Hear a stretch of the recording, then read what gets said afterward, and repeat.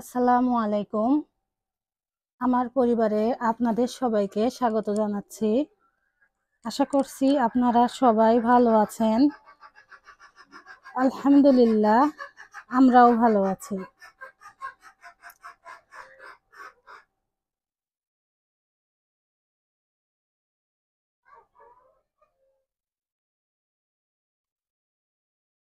আজকে সকালবেলা আমি উঠে এইগুলো সুন্দরভাবে পরিষ্কার পরিচ্ছন্ন করে নিয়েছি। এই যে পেয়ারা গাছটা মারা গিয়েছে, এই পেয়ারা গাছের প্রায় সব পাতাই ঝরে গিয়েছে, যার কারণে এর নিচে পড়ে নোংরা হয়েছিল। আবার উঠানটাও সুন্দর করে পরিষ্কার পরিচ্ছন্ন করে নিয়েছি, একদম ঝকঝকে তকতকে করে নিয়েছি। আর মুরগির ঘর, ছাগল ঘর সবগুলোই আজকে পরিষ্কার করেছি সকালে ঘুম থেকে উঠেই। মনে হচ্ছিল যে একটু নোংরা হয়ে আছে, ভালো করে পরিষ্কার পরিচ্ছন্ন করে নিই, তাহলে আমার মনেরও শান্তি হবে আর দেখার সময় তো চোখের শান্তি হবেই। আর আমাদের বেগুন গাছ খুব সুন্দর হয়েছে, ওইটা মাশাআল্লাহ।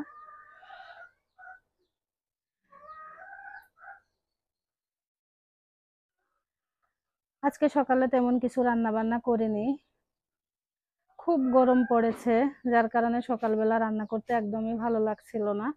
আর গতকালকে একটু একটু খাবার ছিল, সেটাই সকালে খেয়েছি। সকালে তো হয়েছে, দুপুরে তো আর হবে না। সকালের খাবার খাওয়ার পরে একটুখানি ডাল অবশিষ্ট আছে। শুধু ডাল দিয়ে তো আর দুপুরের ভাত খাওয়া যাবে না তা না, তবে ভালো লাগবে না। এ কারণে ভাবলাম দেখি আমার মুরগির খামারে কয়টা ডিম আছে, সেগুলো তুলে নিই আর আপনাদের সাথেও শেয়ার করি। আমার মুরগির খামারের ডিম থেকে দিয়েই আজকে দুপুরের খাবার হবে আমাদের। বিষয়টা খুব ইন্টারেস্টিং, তাই না? আমার কাছে তো খুব ভালো লাগছে। আপনাদের কেমন লাগছে অবশ্যই কমেন্ট করে জানাবেন। তো সকালবেলা মুরগির ঘর পরিষ্কার করে নিয়েছি। মুরগির ঘর পরিষ্কার করে নিয়ে আমি মুরগিকে ধান দিয়েছিলাম। তো ধান শুধু তো দেই না, তার সাথে এটাও দিই। তো ভাবলাম যে যেহেতু যাচ্ছি ঘরে, মুরগির ঘরে আর কি, সেহেতু ওই খাবারটা নিয়ে যাই, ওদেরকে দিই। দেখুন মুরগিগুলো খুব খায় এগুলো।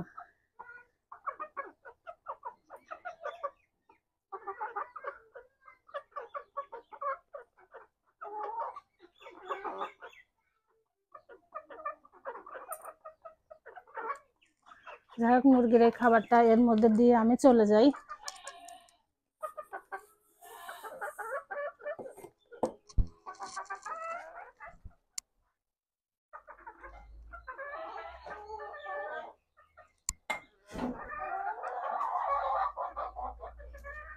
নিজে পোষা মুরগির ডিম দিয়ে যদি একবেলা রান্না করে খাওয়া হয়, আর সেটা তো খুবই ভালো লাগার জিনিস, আপনারা তো জানেন না, অসম্ভব ভালো লাগা কাজ করে। কিনে খাওয়া আর নিজের বাড়িতে থাকা সেই জিনিস খাওয়া, এর মধ্যে কিন্তু অনেক তফাৎ, আপনারা সবাই কম বেশি বুঝবেন বা জানেন। আমার কিন্তু খুব ভালো লাগছে। এটাতেই নিয়ে নিলাম, যেহেতু ডিমের গায়ে ময়লা আছে আর এটাতেও ময়লা লেগে গেল, দুটোই ধুয়ে নেব। এই ডিম ভাজি করব, আর ডাল আছে, ডিম ভাজি আর ডাল দুপুরের খাবার আমাদের।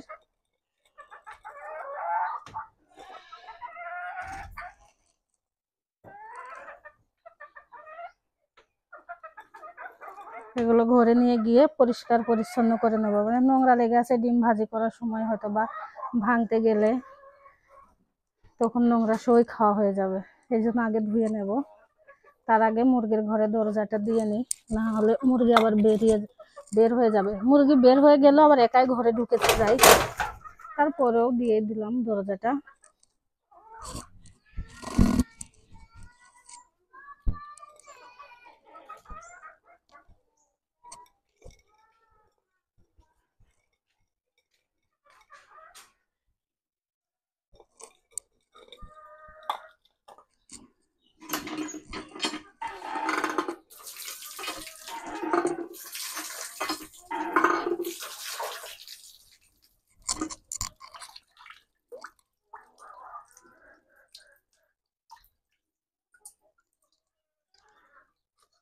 আমার ভিডিওটি যদি আপনাদের ভালো লেগে থাকে প্লিজ একটা লাইক দিবেন, আর কেমন লাগছে অবশ্যই কমেন্টে জানাবেন।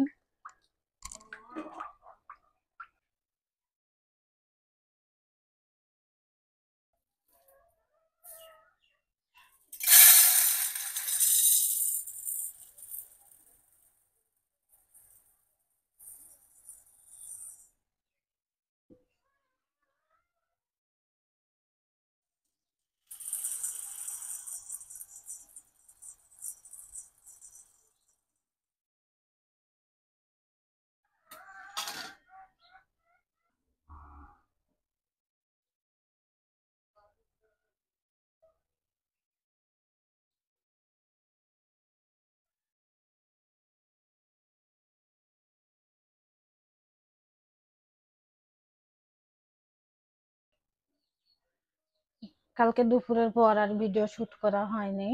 পরের দিন সকালবেলা, সকালের জন্য আজকে আমি সবজি খিচুড়ি রান্না করব। এই জন্য সবকিছু তো কেটে ধুয়ে নিয়ে নিয়েছি। এবার আমি সবজি খিচুড়িটা মাখিয়ে বসিয়ে দেব। প্রথমে দিয়ে দিলাম ধুয়ে রাখা চাল আর মসুরের ডাল। মসুরের ডাল দিয়েছি কারণ মসুরের ডাল দিলে খিচুড়িটা আরো নরম হয়। সবজি খিচুড়িতে মসুরের ডাল বেশি ভালো লাগে, আমার কাছে মনে হয়। এ কারণে মসুরের ডালই দিয়ে দিলাম। এবার এর মধ্যে দিয়ে দেব কয়েকটা গোটা জিরা,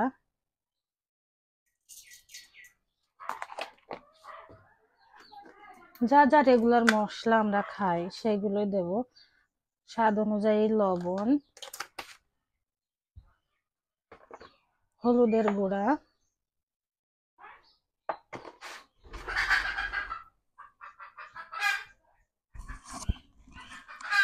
আর দিয়ে দেব কাঁচামরিচ, পেঁয়াজ, রসুন কেটে রাখা, এগুলো আগে থেকে কেটে রেখেছি এগুলো।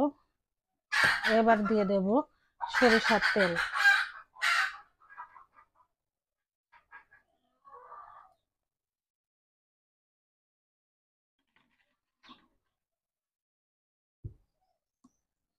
সবগুলো মশলার সাথে একটু ভালো করে চাল ডাল মিশিয়ে নেব।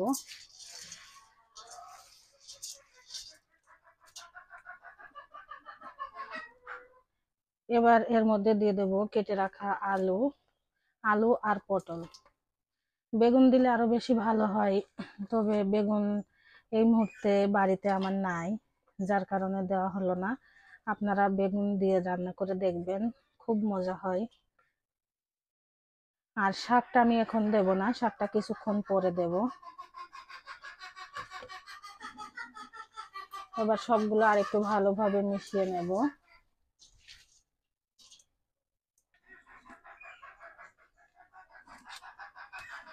সবগুলো ভালোভাবে মিশিয়ে নিয়ে এবার দিয়ে দিচ্ছি পানি। পানির পরিমাণ একটু বেশি দেব, যেহেতু নরম হবে খিচুড়িটা, মাখা মাখা, এই জন্য একটু বেশি পরিমাণের পানি দিয়ে বসিয়ে দিই চুলায়।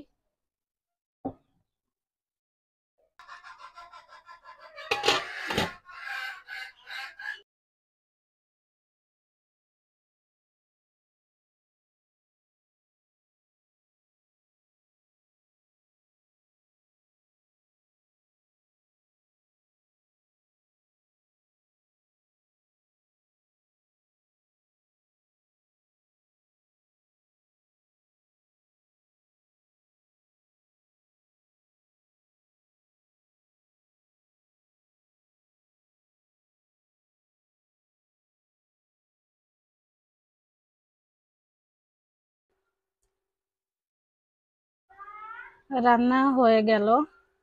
আর আমি রান্না করব, কারেন্ট যাবে না, এটা তো কখনোই সম্ভব না।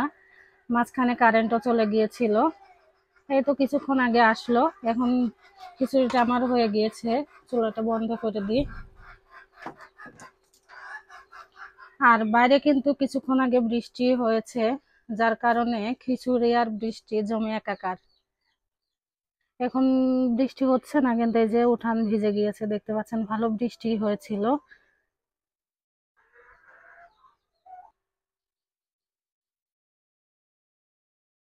গরম গরম ধোয়া ওঠা সবজি খিচুড়ি আজকে আমাদের সকালের নাস্তায়।